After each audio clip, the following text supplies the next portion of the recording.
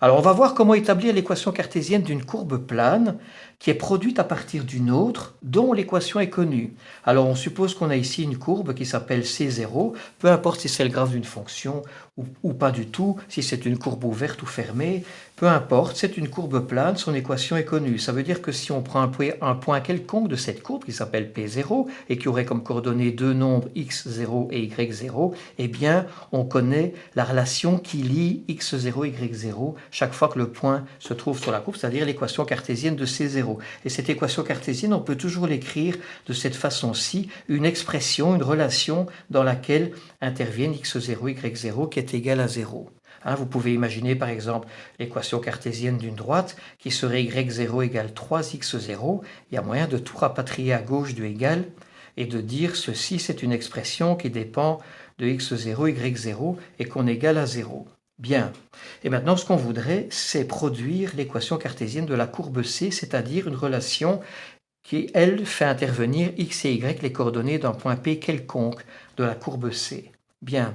Alors, on suppose évidemment qu'on connaît la nature du déplacement. La courbe ici, C0, se déplace sans pivoter, sans se déformer. Autrement dit, on va lui faire subir une translation pour obtenir la courbe C.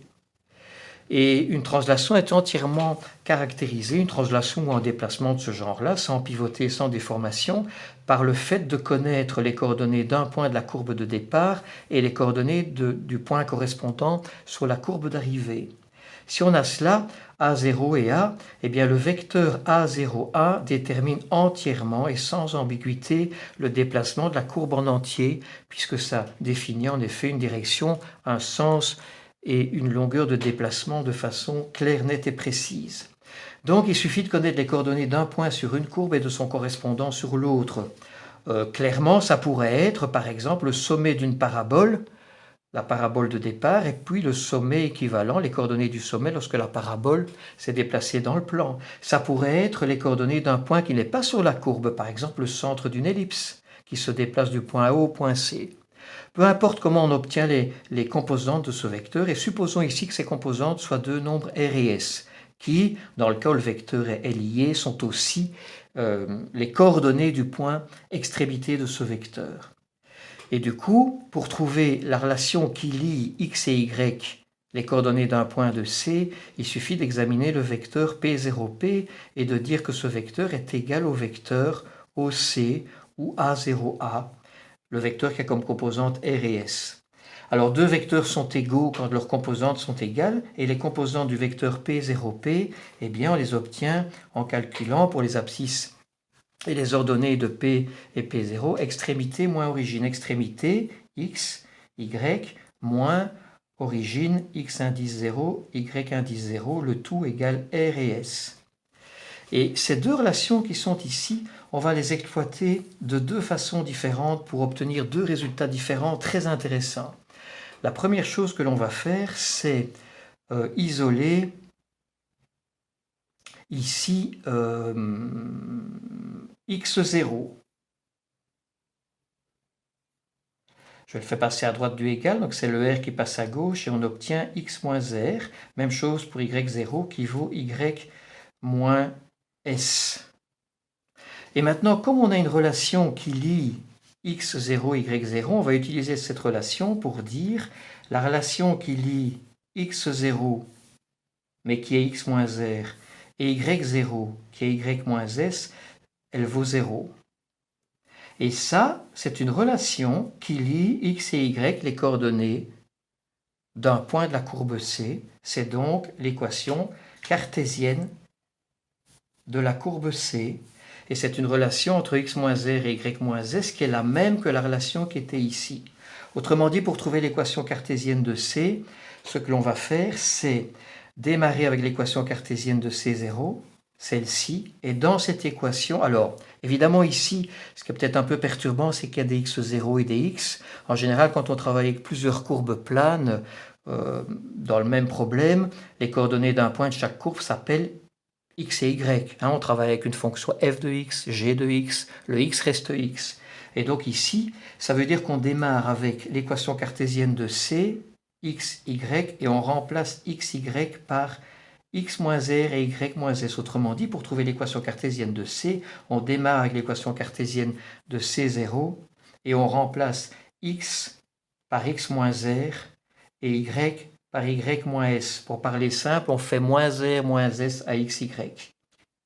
Voilà, ça c'est une première façon d'exploiter les deux égalités qui sont là. Il y en a une deuxième qui consiste à isoler x plutôt de chaque côté, x et y de chaque côté du égal ici, et on obtient comme ça x égale x indice 0 plus r et y égale y indice 0 plus s.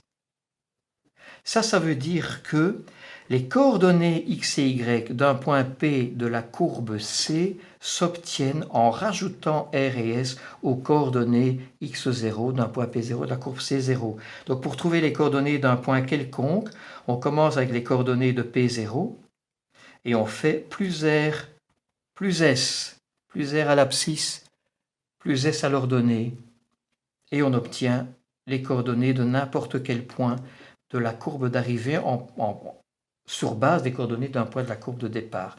Un exemple concret peut-être, supposons qu'on travaille avec une ellipse centrée en 0, 0. Ces axes de symétrie sont les axes du repère, et supposons que cette ellipse se déplace dans le plan pour que son centre C devienne le point qui a comme coordonnées 10, 4. Si on fait le lien avec ce qui précède, ça veut dire que petit r vaut 10, petit s vaut 4. Et à ce moment-là, on sait que l'équation cartésienne de cette ellipse-ci, c'est bien x carré sur, alors supposons que petit a vaut 5, donc on met ici 5 au carré 25, petit b vaut 3, on met 9. Voilà l'équation cartésienne de cette ellipse. Pour trouver l'équation cartésienne de celle-ci, eh bien, il suffit de recopier celle-là, 25 et 9 au dénominateur, 1 ici, et simplement de remplacer x par x moins r qui vaut 10, et y, on va le remplacer par y moins petit s moins 4 au carré. Voilà l'équation cartésienne de cette ellipse. Si on veut les coordonnées d'un point, supposons qu'on s'intéresse aux coordonnées du sommet S2, qui dans l'ellipse de départ avait comme coordonnées moins 5, 0, eh bien les coordonnées du sommet qui lui correspond, donc S2' dans l'ellipse d'arrivée, moins 5, 0, on reprend les coordonnées d'S2 et on rajoute 10 et 4, petit r et petit s, et on obtient comme ça 5, 4. Voilà, on va appliquer cela aux paraboles, aux ellipses et aux hyperboles. On va voir ça en détail dans les vidéos qui suivent. Voilà.